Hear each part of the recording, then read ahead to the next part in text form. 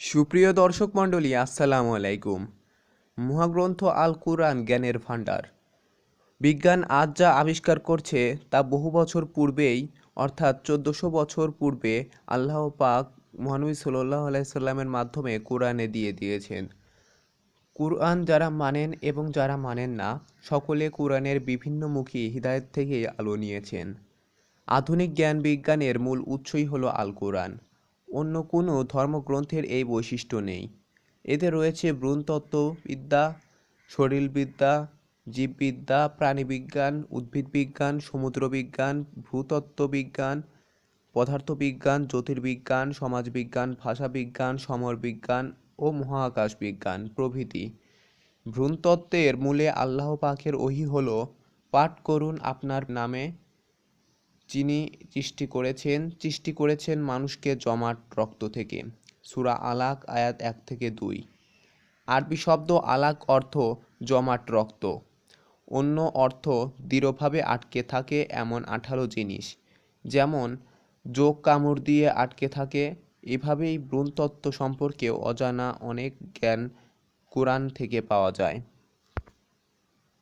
মানুষের সৃষ্টিতে আল্লাহ তাআলার দেওয়া তত্ত্বের উল্লেখ করে কুরআনের সূরা তারিক এর 5-7 আয়াতে ঘোষণা করা হয়েছে, সুতরাং মানুষের ভেবে দেখা উচিত যে কোন বস্তু থেকে সে সৃজিত হয়েছে।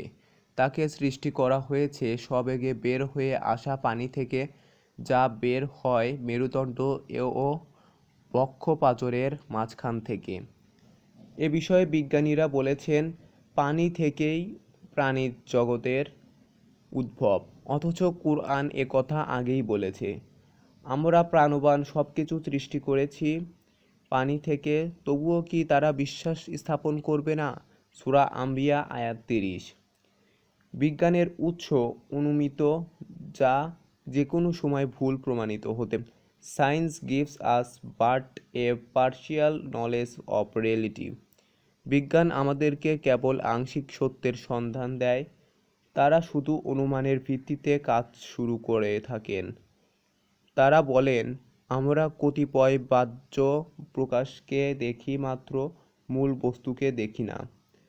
যেমন ধোঁয়া দেখে মানুষ আগুনের সন্ধানে ছুটে থাকে, কিন্তু আল্লাহর ওহী হিসাবে কুরআন বিজ্ঞানের উৎস, যেখানে ভুলের কোনো অবকাশ নেই। যেমন মহান আল্লাহ বলেন, সম্মুখ থেকে বা পিছন থেকে এর মধ্যে মিথ্যার কোনো প্রবেশাধিকার নেই।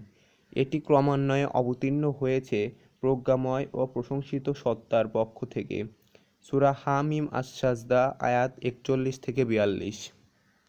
বিশ্বজগৎ সৃষ্টি সম্পর্কে বিজ্ঞান বলে, কোটি কোটি বছর পূর্বে বিশ্বজগৎ একটি অখণ্ড জড়বস্তু রূপে বিদ্যমান ছিল। পরে তার কেন্দ্রে একটি মহাবিস্ফোরণ ঘটে, যাকে বিগ ব্যাং বলা হয়। সেই মহাবিস্ফোরণের ফলে আমাদের সৌরজগৎ, ছায়াপথ, তারকারাজি ইত্যাদির সৃষ্টি হয়। অথচ কুরআন বহু বছর পূর্বেই এ তথ্য প্রদান করেছে। আল্লাহ তাআলা বলেন, বিশ্বাসীরা কি দেখে না যে আকাশমণ্ডলী ও পৃথিবী পরস্পরে মিলিত ছিল, অতঃপর আমরা উভয়কে পৃথক করে দিলাম। সূরা আম্বিয়া আয়াত 30। বিজ্ঞানীরা বলেছেন, প্রতিটি প্রাণসত্তার মধ্যে রয়েছে বিপরীতধর্মী দুটি শক্তির জোর, যার একটি পজিটিভ বা প্রোটন এবং অপরটি নেগেটিভ বা ইলেকট্রন। এমনকি বিদ্যুতের মতো প্রাণহীন বস্তুর মধ্যেও রয়েছে এই জোড়ার সম্পর্ক। অথচ কুরআন বহু বছর পূর্বেই এ তথ্য দিয়ে বলেছে, মহাপবিত্র সেই সত্তা, যিনি ভূ-উৎপন্ন সকল বস্তু এবং মানুষ ও যাদের অজানা সব কিছুকে জোড়ায় জোড়ায় সৃষ্টি করেছেন। সূরা ইয়াসিন আয়াত 36। উদ্ভিদের জীবন আছে এ কথা বিজ্ঞানী জগদীশচন্দ্র বসু 1858 থেকে 1937 খ্রিস্টাব্দ, মাত্র কিছুদিন পূর্বে আবিষ্কার করলেন। অথচ এর বহু পূর্বেই এ কথা কুরআন বলে দিয়েছে। আল্লাহ তাআলা বলেন, নক্ষত্ররাজি ও উদ্ভিদরাজি আল্লাহকে সিজদা করে। সূরা আর রহমান আয়াত 6। রাসূলুল্লাহ সাল্লাল্লাহু আলাইহি ওয়াসাল্লাম এর সম্মানে পাথর ও বৃক্ষসমূহ ঝুঁকে পড়ে তাকে সম্মান জানিয়েছে এবং সালাম দিয়েছে। এ প্রাণ আছে তা প্রমাণ বহন করে।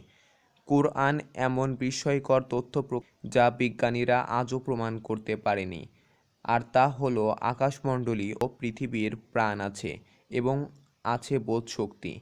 এমনকি এরা সর্বদা আল্লাহর গুণগান করেন। অতঃপর তিনি আকাশের দিকে মনোনিবেশ করেন, যা ছিল অনন্তর তিনি আকাশ ও পৃথিবীকে বললেন, তোমরা উভয়ে এসো ইচ্ছায় বা অনিচ্ছায়। তারা বলল, আমরা এলাম অনুগত হয়ে।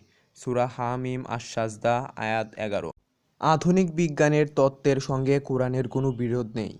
বিজ্ঞানের আবিষ্কারের যত উৎকর্ষ সাধিত হবে, কোরআন যে বিজ্ঞানের উৎস তা দ্রুত বাস্তব উপলব্ধিতে আসবে।